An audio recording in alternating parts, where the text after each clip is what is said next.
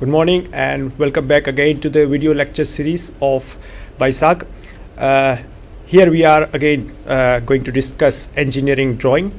In basic of engineering, last time we discussed about engineering curves. In last time we discussed about conics, mainly the conics curves.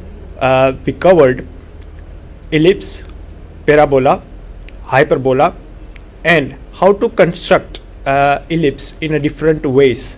By different methods we can convert, we can cover ellipse, how to make hyperbola and how to make parabola by different methods. In today's lecture we are going to cover further engineering curves that are spirals and cycloidal curves. So let's recall some of the main aspect from the last lecture where we were at involute curves, and further we will discuss about how to make cycloidal curves, what are the cycloidal curves, and in the last we will discuss how to construct Archimedean spiral by different method. So let's move on back to the engineering curves.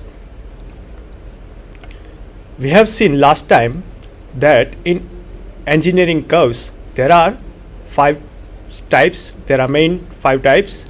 On the very first type, conics, in the last time we discussed ellipse, parabola, hyperbola, and further today we are going to discuss cycloidal. In that mainly we will cover what is cycloid, what is epicycloid, what is hypocycloid. We discussed involute in a very brief last time. Today also we will cover one problem of involute, and then in the last we will see spiral. In our syllabus we will cover Archimedean spiral, and helix is not part of syllabus, so we will discuss Archimedean spiral in the end. So let's move on where we were on the last time. If we recall again, what is the use of engineering curves? So these are the uses of engineering curves in real life, practical engineering life. First of all, it is used to explain the engineering and the nature of the characteristic. Because of its nature and characteristic, engineering curves are used to explain some laws. So the laws that represented by graph, engineering curves, it can be represented by engineering curves in very brief. Some of the engineering laws we can explain by the use of engineering curves.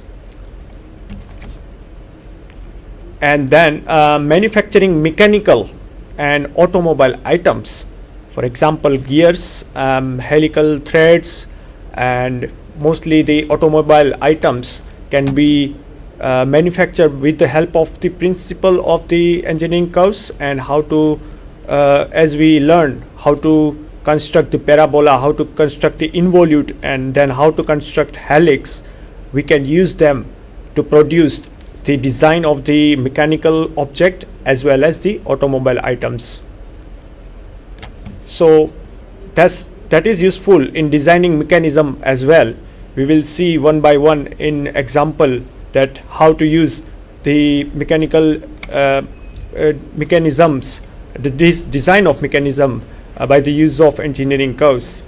And the next, for the civil engineer, it's most useful for the construction of bridges, dams, water tanks.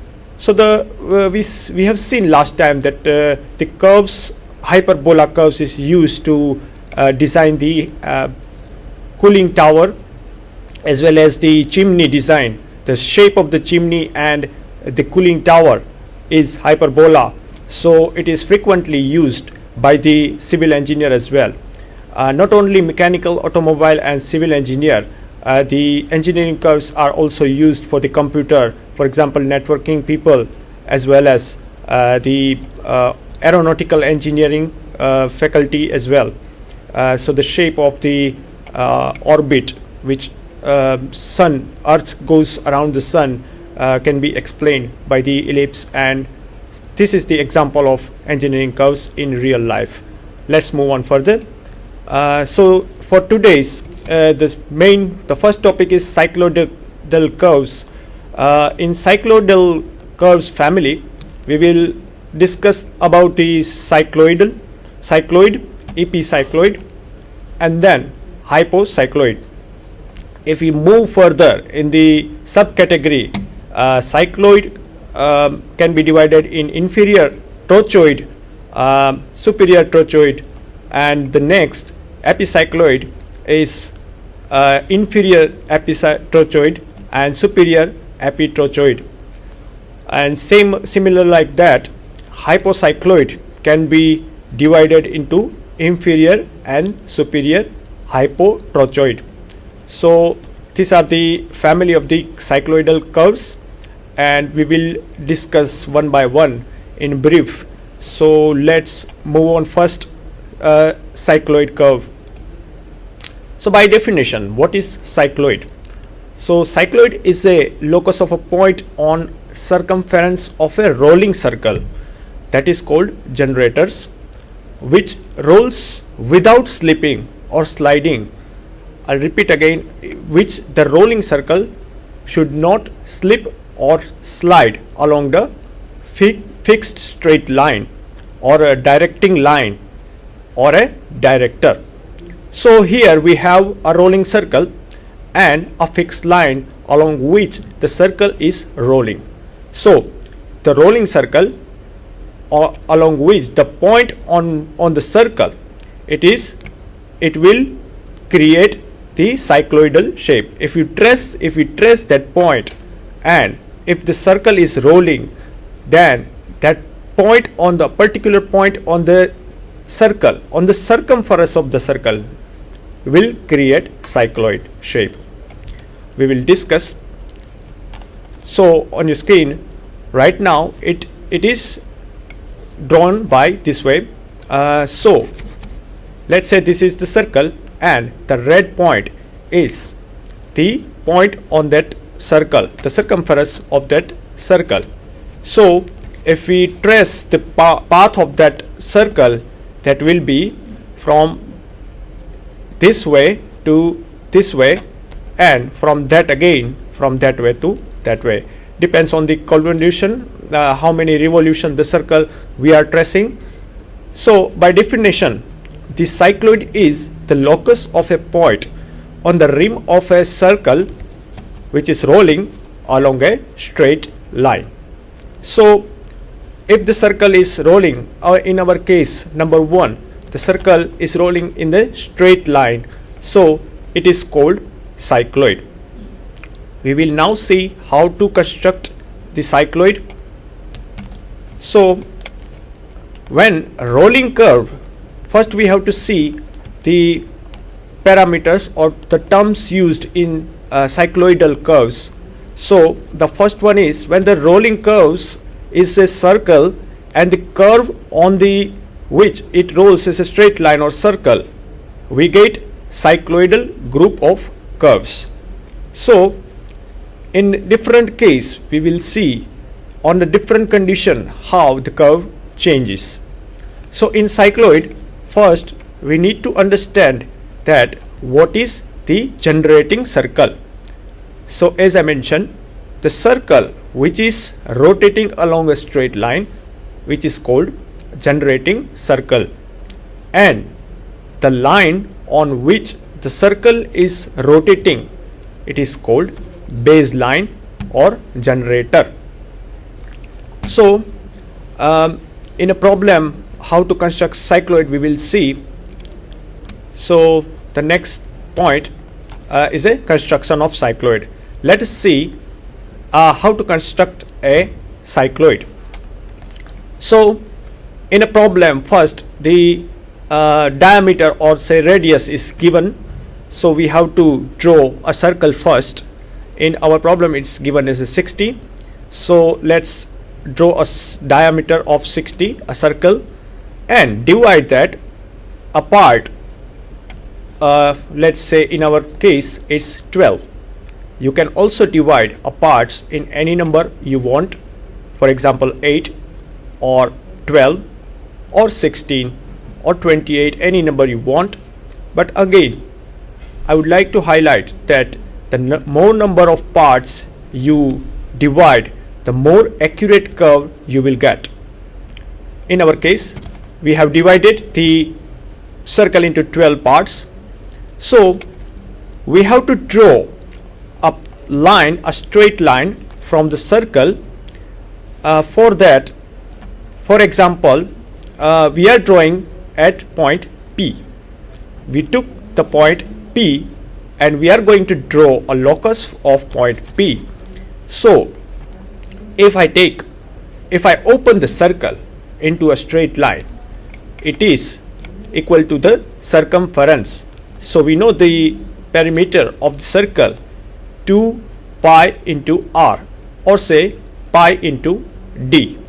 So the length from the P, the length of the straight line will be pi into diameter, and in our case it will be pi into 60.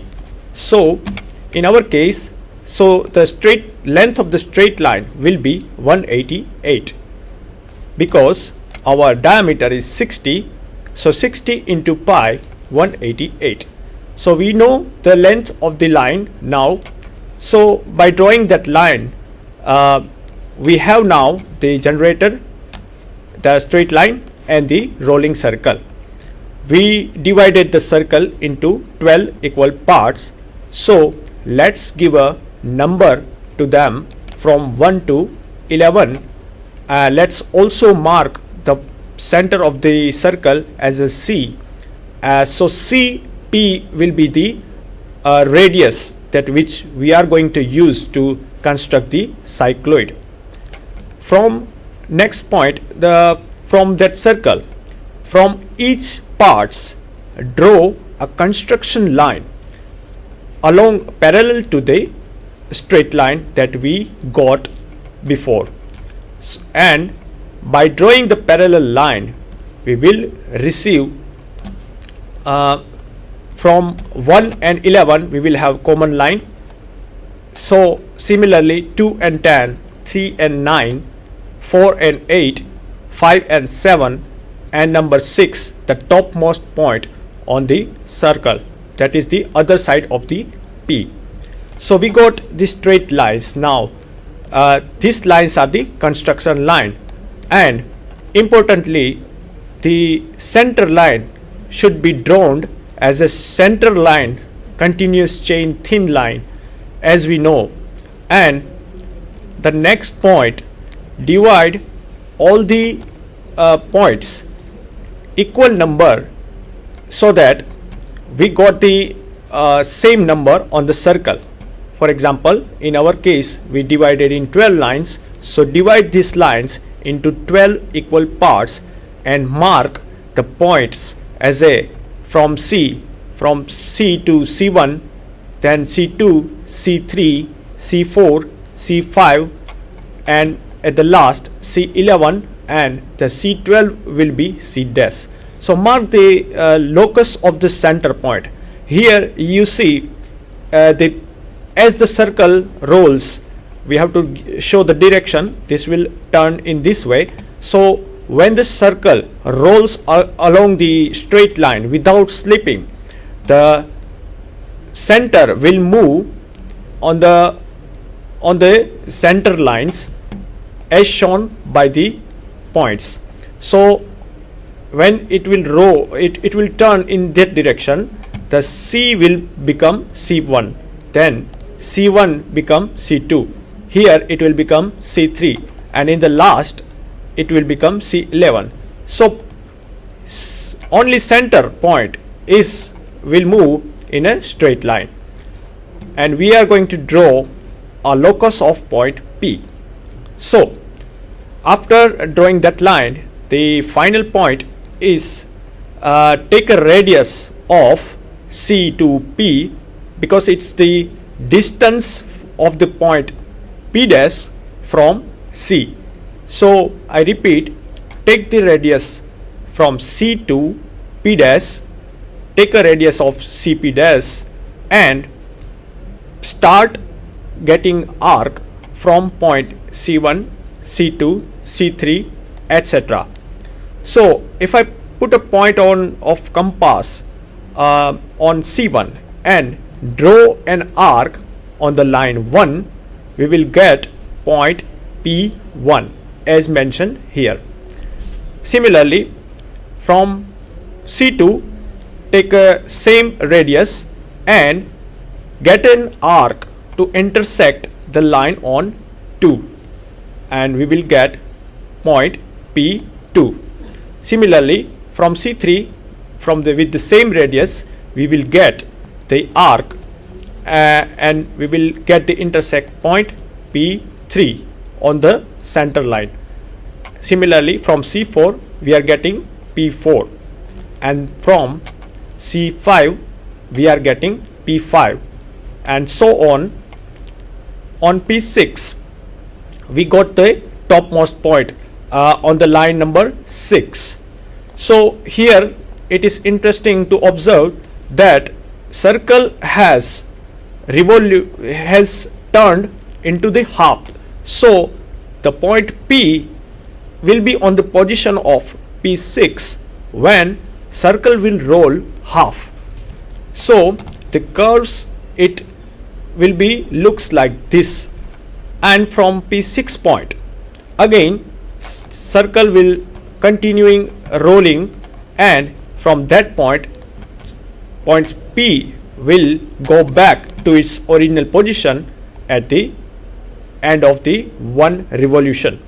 So here on the P dash will be the same point or the same position, same as P dash. So here on this point circle will finish its one revolution. So on one revolution, this is we got the points P1, P2, P4